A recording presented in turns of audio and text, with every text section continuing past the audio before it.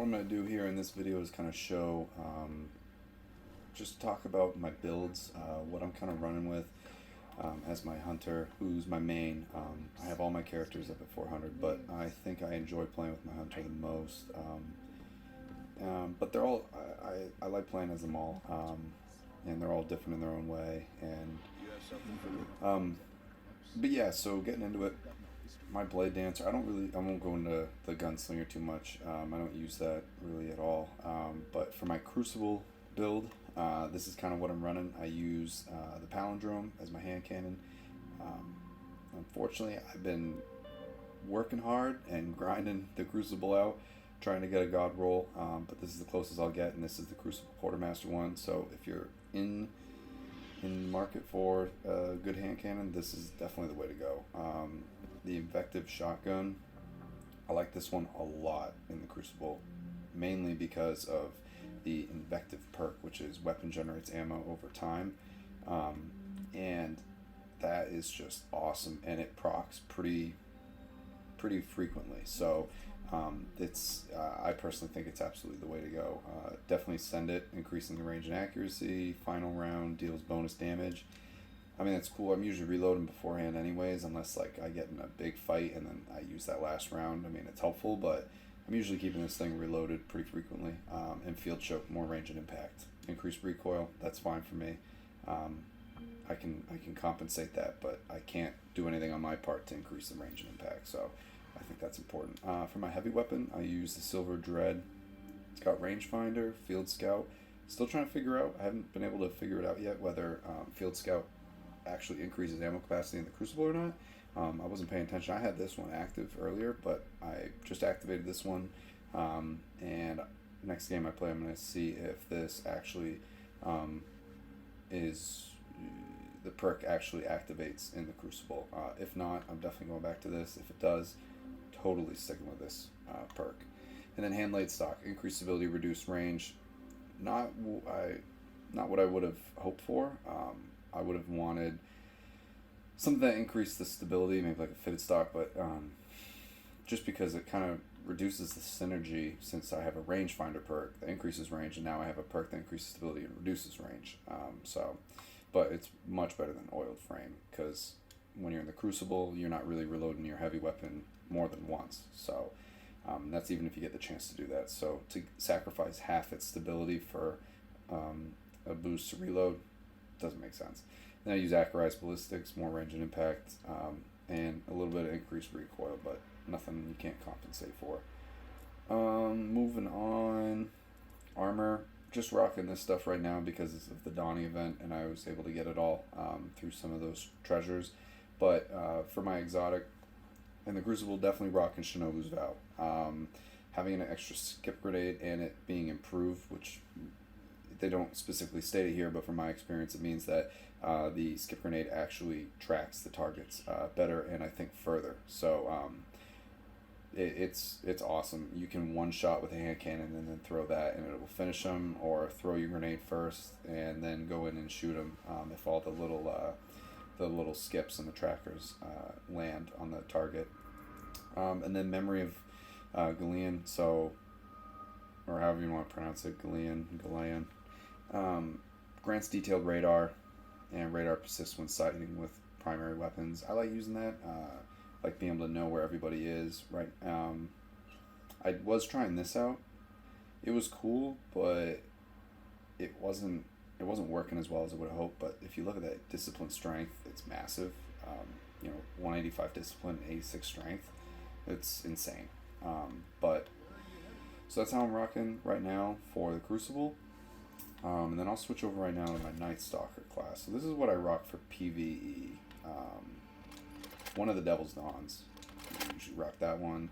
And if it's an arc burn, I like using this. So Zalo Supercell, by far best, personally I think, from my experience, best weapon to use in PvE. If it's arc burn, it's an absolute monster and it's a must-have. If it's not arc burn, you can get away with not using it, but I still like it just because of the perks it has. 3 of these perks are insane. Persistence, weapon grows more accurate the longer it's fired. That's a good perk. Braced frame, increased stability. reduced magazine size. The thing is probably one of the most stable auto rifles that you can get for its rate of fire as well. And then having the bolts from the blue. Double kills with this weapon charge a small amount of super energy and return ammo to the magazine.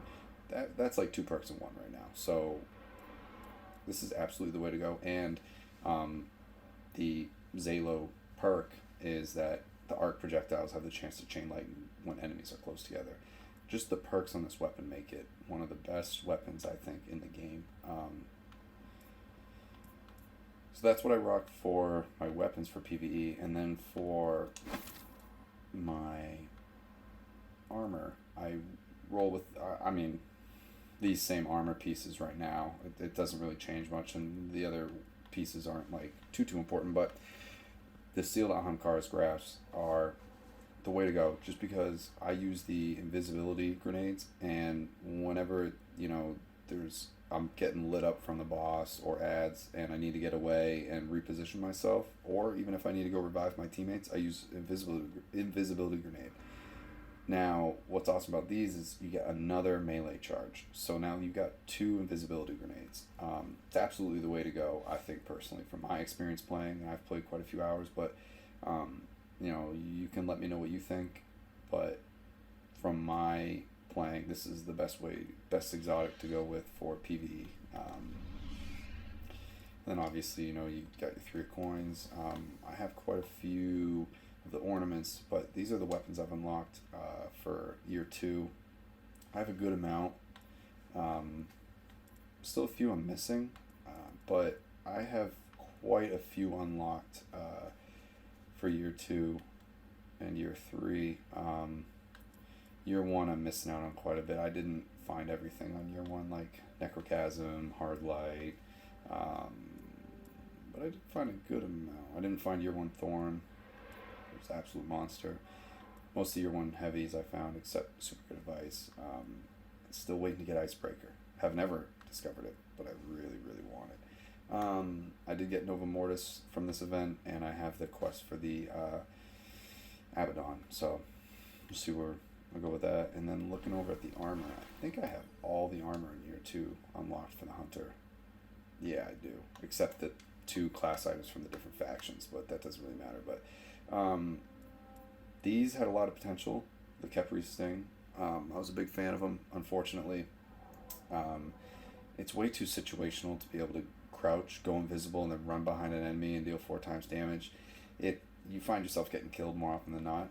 The Don't Touch Me's are cool, because when you take damage, you go invisible, which is nice for an escape. However, I'd rather use the invisibility grenades and be able to know when I want to go invisible twice. So I find that a little more important. The Frosties are cool. Definitely more of a Crucible weapon, Crucible thing to use, because you get faster grenade melee regeneration. I can confirm that it is much faster. It definitely speeds it up, which is cool, especially if you're running with like a shotgun and you're running around the map quite a bit. That's super helpful. Not so much if you're sniping, because most likely you're kind of sitting in place unless you're using No Lamp Beyond. Then you're just nuts if you can do that. I don't know. Bones of EO, that's a big favorite for everybody. I love using them, but I think there are better ones, like the Seal Arm Car's Grasp, a little more useful, but to each his own. Both of these are, I think, personally tier 3. If there's 3 tiers, I would say Seal Arm Car's Grasp, Bones of EO, Shinobu's Vow are all tier 3 exotics. Radiant Dance Machines, I don't really use them. I don't know. That's just not much of an exotic perk, if you ask me. Moving more quickly while aiming your weapon. Skyburner's Annex. Chance to create orbs on heavy weapon kills. It's not bad. And with the full super, orbs can grant special ammo. See, I don't like that, because if I have my full super and then I see orbs on the ground, I don't want to accidentally run over them and get rid of them. I want to go use my super, come back, grab those orbs, and try and use my super again. Celestial Nighthawk, probably one of the worst ones, if you ask me personally. It's cool, but you only get 1 shot and it's 6 times damage. So unless it's Solar Burn, these aren't really that useful, because you're not most likely using Golden Gun in PvE. And if you are, I would recommend looking at some different builds that you can do that might be a little more useful and more helpful for you and your fire team. This is cool if you like using Golden Gun in the Crucible. I know people do. Golden Gun is super awesome, negating an enemy fire team or enemy team's supers. So if you're running with a team, it's definitely useful to have a guy that's running Golden Gun and saving it for when the other team uses a full set of supers. But other than that, again, not useful in PvE. Depends on the build. Mask of Third Man, it's alright.